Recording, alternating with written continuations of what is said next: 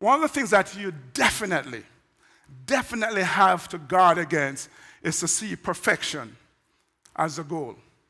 I don't have time to go into the details, but this is one of the more painful but very valuable lessons I learned very early on in my career. You know, here's the thing about perfection. It bullies and criticizes you. It's always out of reach, but it's always making these demands for unachievable outcomes.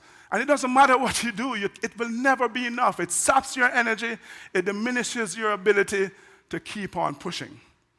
On the other hand, excellence, giving your absolute best every single time, is a far more reasonable, far more achievable goal. You can never truly be perfect, but you can always be excellent.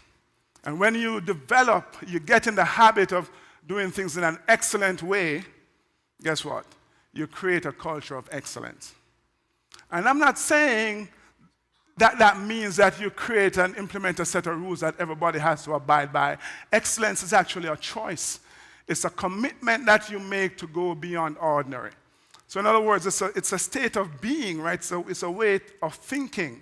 It's not a destination.